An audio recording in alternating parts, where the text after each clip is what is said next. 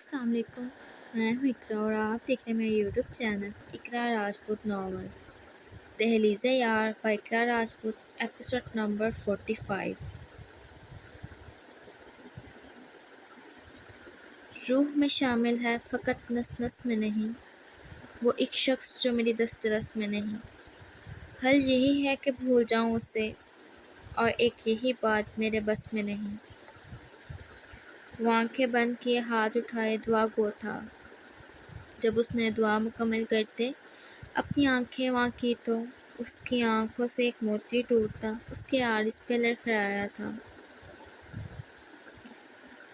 اس نے اپنے سامنے موجود قبر کی تختی کو دیکھا، جہاں رتبہ ضامن جہانگیر زوجہ ضامن جہانگیر لکھا دیکھ اس کی آنکھوں سے گرم سیال بہتا چلا گیا تھا۔ رتبہ، اب تمہارے بغیر جینا بہت مشکل ہو رہا ہے، میں کیا کروں تم ہی بتاؤ۔ وہ سفید شلوار قمیص میں موجود وجیہہ مرد کتنا ٹوٹ سا گیا تھا۔ آنکھوں کے گرد سیاہ ہلکے انابی لب، ہلکی سی بریڈ، بال میں اتری ہلکی ہلکی سی چاندنی میں بھی وہ کافی جاذب نظر لگتا تھا۔ لیکن اس کی گہری سی آنکھیں بالکل ویران سی ہو گئی تھیں، کیونکہ اس کی آنکھوں کی چمک تو وہ سرمئی آنکھوں والے اپنے ساتھ لے گئی تھی۔ رتبہ، ابھی صرف 6 سال گزرے، اور میرے لیے یہ 6 سال صدیوں سے کم نہیں ہیں، ابھی زندگی پڑی ہے۔ تمہیں پتہ ہے، مجھے ایسا لگتا ہے جیسے تم یہیں ہو، یہیں کہیں میرے آس پاس، لیکن تم مجھے نظر کیوں نہیں آتی۔ وہ اس کی قبر پہ اپنا ماتھا ٹکا گیا تھا۔ وہ کافی دیر بے حس و حرکت خاموش آنسو بہاتا رہا تھا کہ کسی نے آہستہ سے اس کا شانہ ہلایا تھا۔ مان بھائی، اب چلیں، کافی دیر ہو گئی ہے۔ یامین نے فکر مندی سے اسے دیکھا، لیکن اس نے کوئی حرکت نہ کی تھی۔ بھائی اب چلیں پلیز، آپ تھک گئے ہیں، اب آپ کو آرام کی ضرورت ہے، ورنہ آپ کی طبیعت خراب ہو جائے گی۔ یامین اسے دیکھ بے بسی سے کہا تھا۔ بھائی پلیز چلیں، ورنہ وہ آپ کی ڈاکٹر بہن آپ کے ساتھ میری بھی کلاس لگا دے گی، عبدالرا اپنے لہجے میں مصدومیت لاتے کہا، جس پر ضامن سیدھا ہو بیٹھا تھا۔ رتبہ، ایک تو تمہاری بہن اور اس کا یہ نالائق شوہر مجھے سکون سے جینے نہیں دیتے۔ اس نے رتبہ کی قبر کو دیکھ جیسے شکایت کی تھی، جس پر تراب اور یامین دونوں کے چہرے پہ آسودہ سی مسکراہٹ رقصہ ہوئی تھی، اور وہ ان دونوں کو گھورتا کھڑا ہوتا ان کے ساتھ چل دیا تھا۔ لیکن کچھ دور جاتے وہ رکا تھا۔ اس نے پیچھے مڑ کر گلاب کی پتیوں سے ڈھکی رتبہ کی قبر کو دیکھا۔ میرا دل کیوں کہتا ہے تم زندہ ہو۔ اس نے گہرا سانس ہوا کے سپرد کیا تھا اور پھر ان دونوں کے ساتھ چل دیا۔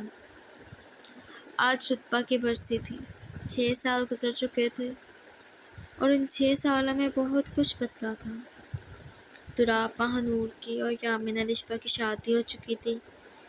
تراب اور ماہنور کا ایک پیارا سا 3 سالہ بیٹا محراب تھا، لیکن جبکہ یامین الشبہ کی کیوٹ سی بیٹی آیت تھی، جو محراب سے چند دن ہی چھوٹی تھی۔ ماہنور ڈاکٹر بن گئی تھی۔ تراب اور یامین نے اب آفس سنبھال لیا تھا، جبکہ الشبہ ایک ہاؤس وائف تھی۔ وہ چاروں اپنی اس چھوٹی سی فیملی کے ساتھ بہت خوش تھے۔ یشار اور اشار کی شرارتیں تو ابھی بھی عروج پر ہی رہتی تھیں، جن میں وہ دونوں آیت اور محراب کو بھی شریک کر لیتے تھے۔ پلوشہ بھی اپنے گھر میں خوش تھی۔ اب شاہ عالم صاحب کی بھی طبیعت خراب رہتی تھی، کچھ عمر کا تقاضا، لیکن وہ اپنے بچوں کو خوش دیکھ مطمئن تھے۔ سب اپنی اپنی زندگیوں میں آگے بڑھ گئے تھے، لیکن 2 لوگ آج بھی وہیں تھے جہاں 6 سال پہلے تھے۔ ان کی زندگیوں میں کچھ نہ بدلا تھا، بلکہ اگر ایک آزمائش کاٹ رہا تھا تو دوسرا کفارہ ادا کر رہا تھا۔ روزینہ بیگم کو بلڈ کینسر ہو گیا تھا، اور 4 سال پہلے انہیں فالج کا بہت برا اٹیک آیا تھا، جس میں ان کا پورا بایا جسم مفلوج ہو گیا تھا۔ وہ اپنی زندگی کے آخری لمحے بالکل تنہائی اور بے بسی سے گزار رہی تھیں۔ ایک کمرے میں بند رہ کر ایک نرس تھی جو ان کا خیال رکھتی تھی، جبکہ ضامن نے رتبہ کے جانے کے بعد خود کو ایک کمرے میں جیسے بند سا کر لیا تھا۔ کبھی کمرے میں بند رہ کر گھٹن حد سے سوا ہو جاتی تو وہ اپنے اسٹوڈیو چلا جاتا اور اپنے پروگرامز کے ذریعے اپنے سننے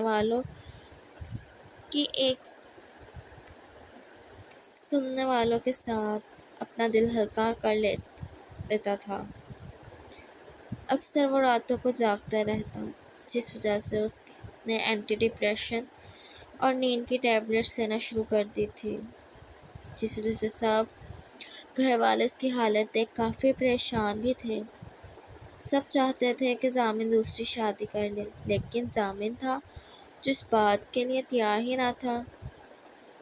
اس کا دل کہتا تھا کہ رتبہ ٹھیک ہے، وہ زندہ ہے، اور جب یہ احساس اس کے دل و دماغ پہ حاوی ہو جاتا تو وہ اس کی قبر پہ چلا جایا کرتا تھا، لیکن وہ زندہ نہ تھی، وہ تو اس سے بہت دور جا چکی تھی۔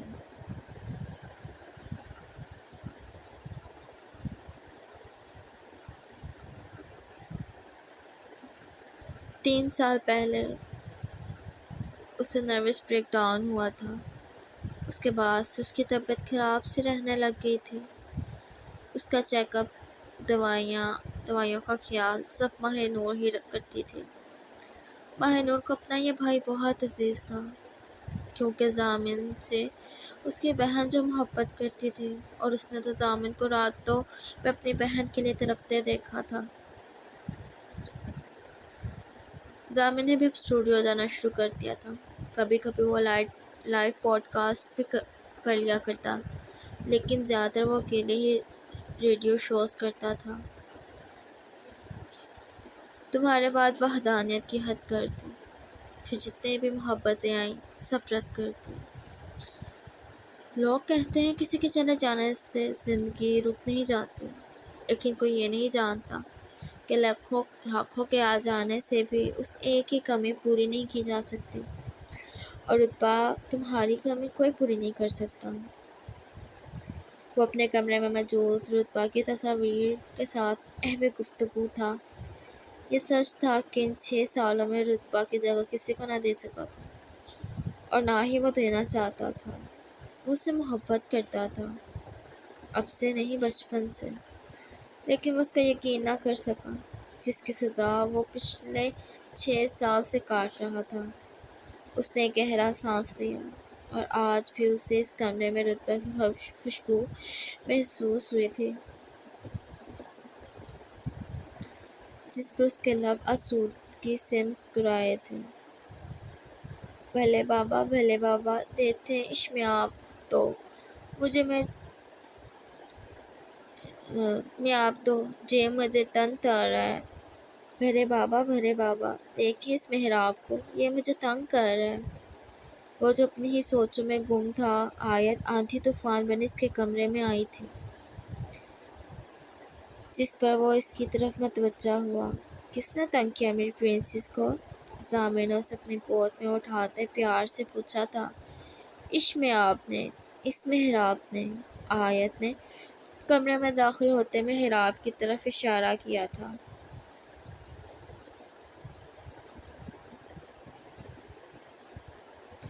جس پر ضامن نے محراب کو دیکھا۔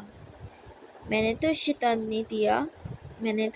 نہیں کیا، محراب نے معصومیت سے کہتے کندھے اچکائے تھے، جس پر ضامن مسکرا دیا، جبکہ اب محراب بھی اس کے قریب آ گیا تھا۔ بھلے بابا مجھے بھی اٹھائیں، بھلے بابا مجھے بھی اٹھائیں، محراب نے اپنے ننھے ہاتھ اوپر کرتے اسے کہا، جس پر ضامن مسکراتا صوفے پہ بیٹھا تھا، اور اس نے اپنے ایک گھٹنے پہ آیت اور دوسرے پہ محراب کو اٹھایا تھا۔ ہاں بھائی، اب بتاؤ، محراب تو کہہ رہا ہے اس نے آپ کو تنگ نہیں کیا۔ ضامن نے ایک نظر ان دونوں کو دیکھا تھا۔ بھلے بابا جی میرے بال خراب کر دیتا ہے اور کہتا ہے دو جوتیوں والی بلی شانی۔ بھلے بابا یہ میرے بال خراب کر دیتا ہے اور کہتا ہے دو جوتیوں والی بڑی سیانی۔ آیت نے اپنی دونوں پونیوں کی طرف اشارہ کرتے ہاتھ جلا جلا کر ضامن کو محراب کی شکایت لگائی تھی، جس پر ضامن نے بمشکل اپنی مسکراہٹ ضبط کی تھی۔ توتیا نہیں ہے جے دو جوتیوں والی؟ تو کیا یہ نہیں ہے دو جوتیوں والی؟ محراب نے چہرے پہ معصومیت سے جائے شرارت سے پوچھا۔ بری بات محراب بہنوں کو تنگ نہیں کرتے، آپ تو اچھے بچے ہو نا؟ ضامن نے آیت کا ناراض چہرہ دیکھ اسے پیار سے سمجھایا تھا، جس پہ وہ سس بات میں ہلاک گیا۔ بھلے بابا آپ بلی ماما تو مس کرتے ہو؟ بھلے بابا آپ بلی ماما کو مس کرتے ہو؟ آیت نے رتبہ کی تصویر دیکھ معصومیت سے پوچھا تھا۔ بہت زیادہ۔ ضامن کی آنکھیں نم ہوئی تھیں۔ آپ تو پتہ ہے ہم روز بلی ماما تو دیکھتے ہیں، آپ کو پتہ ہے ہم روز بلی ماما کو دیکھتے ہیں، آیت معصومیت سے بولی تھی، جس پر ضامن چونک کر ان دونوں کو دیکھا۔ وہ کیسے؟ ممی کہتی ہیں بلی ماما اسٹار بن گئی ہیں، اس لیے ہم روز نائٹ میں اسٹار دیکھتے ہیں۔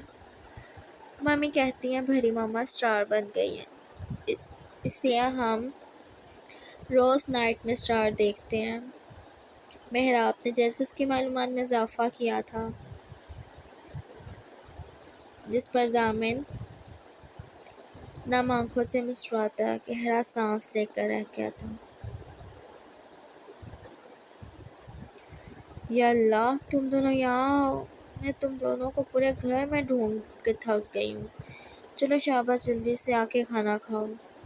الشبہ ضامن کے پاس ان دونوں کو بیٹھے اسے تنگ کرتے دیکھ فوراً سے بولی تھی، بھائی کھانا لگ گیا، آپ بھی آ کے کھانا کھا لیں۔ الشبہ ضامن کو کہتی بچوں کو لیے کمرے سے نکلی تھی،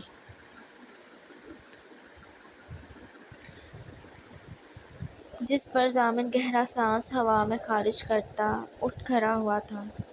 بھائی مجھے آپ سے ایک ضروری بات کرنی تھی۔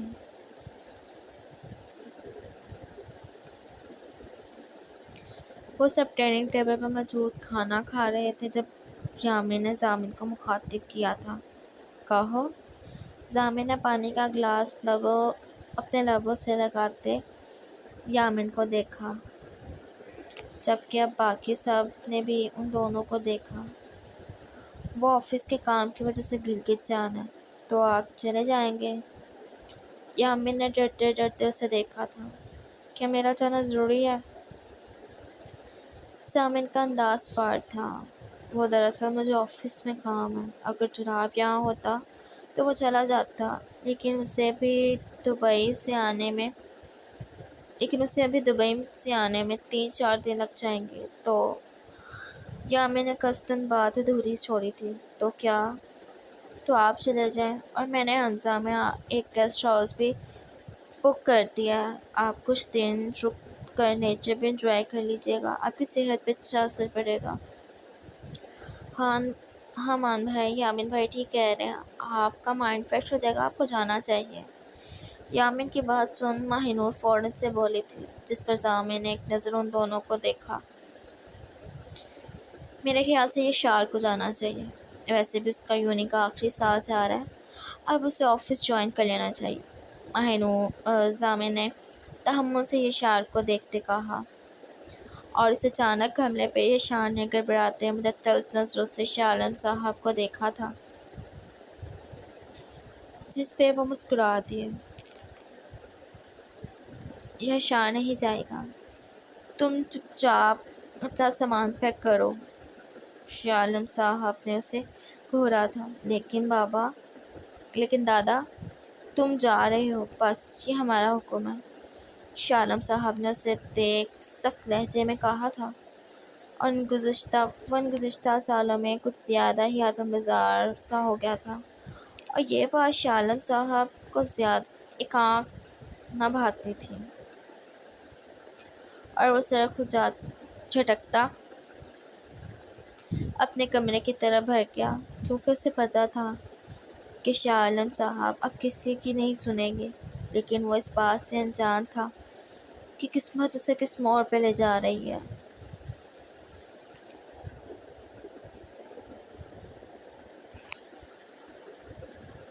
اب آہستہ آہستہ شامیں گہری ہوتی جائیں گی، نہ جانے کیوں۔ جیسے جیسے خزاں کا موسم نزدیک آتا ہے، میرے اندر اداسی گہری ہو جاتی ہے، عجیب اداسی جسم و جاں میں پھیل جاتی ہے۔ درختوں کے گرتے زرد پتے دیکھ نظروں سے گرے ہوئے لوگ یاد آتے ہیں۔ باقی لوگوں کی طرح مجھے بہار نہیں پسند، مجھے خزاں پسند ہے۔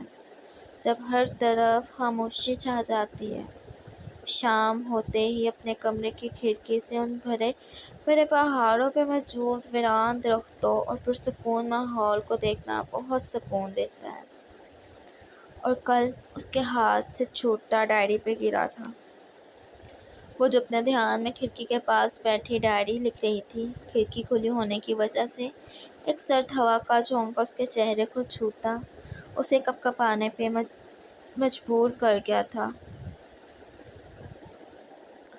وہ فوراً سے اٹھتی کھڑکی کے پاس آئی۔ اس نے ایک نظر باہر دیکھا جہاں شام کے سائے گہرے ہوتے جا رہے تھے۔ کھڑکی سے نظر آتے دور پہاڑوں پہ موجود گھروں کی روشنیاں دیکھ اسے جگنوں سا گمان ہوا تھا۔ اس نے کاٹیج سے منسلک باغ کو دیکھا جہاں خزاں کی وجہ سے زرد پتے بکھرے ہوئے تھے۔ یہ ہنزا ویلی میں موجود ایک بہت خوبصورت کاٹیج تھا جو لکڑیوں اور سنگ مرمر کو تراش کر بہت خوبصورتی سے بنایا گیا تھا۔ اس کاٹیج کے پچھلی سائڈ بہت بڑا باغ تھا جہاں پر خوبصورت سی جھیل بھی موجود تھی۔ اس کاٹیج سے منسلک ایک بہت ہی خوبصورت گیسٹ ہاؤس سیاحوں کے لیے بنایا گیا تھا۔ وہ جو کھڑکی بند کرنے والی تھی، اس نے کسی احساس کے تحت گیسٹ ہاؤس کی طرف دیکھا تھا اور وہاں کی لائٹس جلتی دیکھ وہ چونکی کہ اتنے میں اس کے کمرے کا دروازہ نوک ہوا، جس پر اس نے دروازے کی طرف دیکھتے اندر آنے کی اجازت دی تھی اور کلثوم صاحبہ کو دودھ کا گلاس تھامے کمرے میں داخل ہوتا دیکھ اس کے چہرے پہ مسکراہٹ آئی تھی۔ ارے عبادت بچے، کیا کرتی ہو تم؟ باہر اتنی ٹھنڈ ہے اور تم کھڑکی کھول کر بیٹھی ہوئی ہو۔ کلثوم صاحبہ نے کھڑکی کھلی دیکھ اس کے ہاتھ میں دودھ کا گلاس تھماتے فوراً سے کھڑکی بند کی تھی۔ امی، میں کھڑکی بند کرنے ہی والی تھی۔ عبادت نے انہیں دیکھا تھا۔ اچھا چلو اب جلدی سے دودھ ختم کرو۔ انہوں نے اس کا ماتھا چھوتے بخار چیک کرنا چاہا۔ امی، اب میں بالکل ٹھیک ہوں۔ اس نے ایک ہی سانس میں دودھ ختم کرتے انہیں گلاس تھمایا تھا، جس پر انہوں نے اسے گھورا۔ اچھا، وہ دو شیطان کہاں ہیں؟ عبادت نے پیار سے ان کے گرد بازو حائل کرتے پوچھا۔ خبردار جو میرے بچوں کو شیطان بولا تو۔ کلثوم صاحبہ نے اس کے بازو پہ چپت لگاتے گھورا تھا۔ اچھا، ویسے وہ دونوں ہیں کہاں؟ عبادت نے ہار مانتے کہا۔ وہ تمہارے بابا اور ساحل کے ساتھ ہے، کلثوم صاحبہ نے اسے بتایا، جس پر وہ مسکراتے سر اس بات میں ہلا گئی۔ چلو اب تم آرام کرو۔ وہ جانے لگی تھی کہ عبادت کی آواز پہ وہ رکی۔ امی، گیسٹ ہاؤس میں کوئی آیا ہے؟ عبادت نے گیسٹ ہاؤس کی جلتی لائٹس کو دیکھ پوچھا۔ ہاں، ساحل کا جاننے والا، کراچی سے آیا۔ کلثوم صاحبہ اسے بتاتی کمرے سے نکل گئی، جبکہ عبادت ایک نظر کھڑکی سے باہر دیکھتی سر جھٹکتی بستر کی طرف بڑھ گئی تھی۔ جاری ہے۔ پلیز میرے چینل پہ جتنے بھی نئے آنے والے ریڈرز اور لسنرز ہیں، میرے چینل کو سبسکرائب ضرور کیا کریں اور لائک بھی کیا کریں، کیونکہ آپ کے ایک لائک سے مجھے بہت موٹیویشن ملتی ہے۔ اور کمنٹ کر کے اپنی رائے کا اظہار بھی کیا کریں کہ آپ کو ایپیسوڈ کیسی لگ رہی ہے۔ اور اگر وائس اوور میں کچھ مسٹیکس ہو گئی ہوں تو اس کے لیے معذرت، کیونکہ میری طبیعت ابھی تھوڑی خراب ہے، تو اس لیے مسٹیکس کو ذرا اگنور کیجیے گا. So please like share comment and subscribe my channel to get every new videos up. Thank you.